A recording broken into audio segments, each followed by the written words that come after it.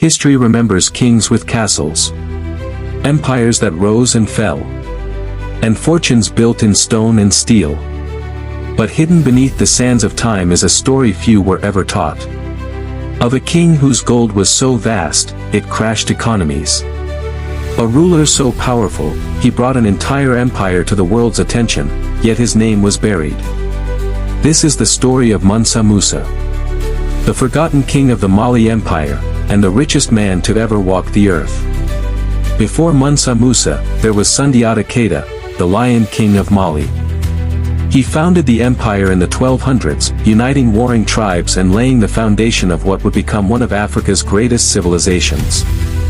Mali stretched across modern-day Mali, Senegal, Gambia, Guinea, and Niger.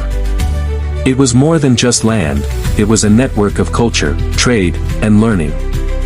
At its peak, Mali controlled half the world's known gold supply. Salt, ivory, copper, everything passed through its markets.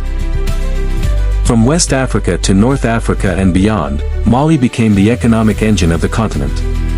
But the world hadn't seen anything yet. Not until Musa Keita rose to the throne in 1312. Musa wasn't born to be emperor. He was appointed deputy ruler by the previous king, Abu Bakr II, who vanished at sea attempting to explore the Atlantic. When Musa took power, everything changed. He brought stability. He expanded the empire further east into Gao. He built schools, mosques, and libraries. He elevated Timbuktu into a city of scholars and traders.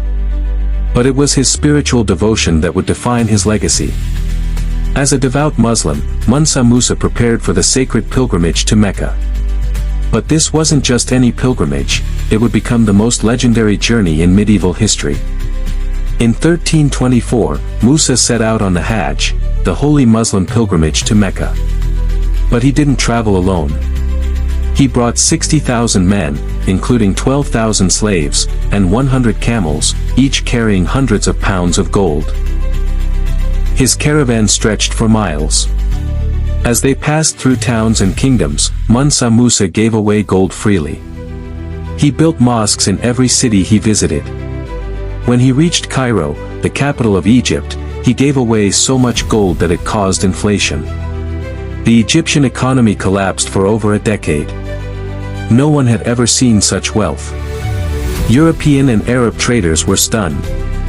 For the first time, Mali was placed on world maps, and Mansa Musa's name traveled across continents. He had become more than a king, he was now a legend. On his return to Mali, Mansa Musa brought more than gold. He brought back architects, artists, and Islamic scholars.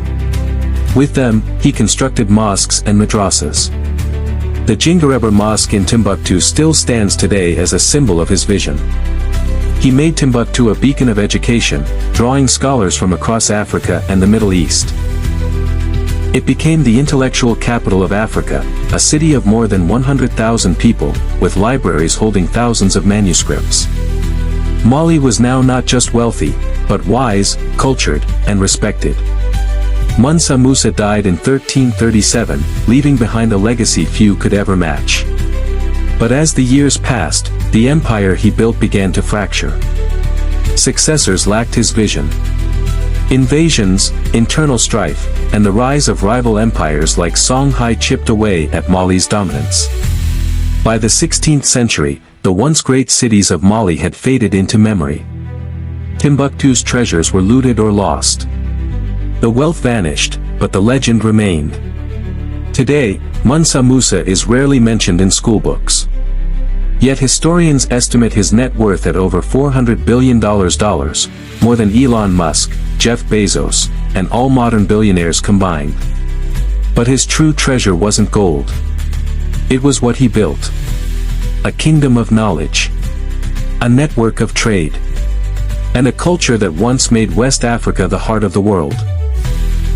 Mansa Musa proves that African history is rich, vast, and often forgotten. But not anymore. Because this is Feature Story, and we bring legends back to life. If you believe this story needs to be heard, share it. Subscribe for more powerful tales from our forgotten past. Let the world remember. Mansa Musa, the richest man who ever lived.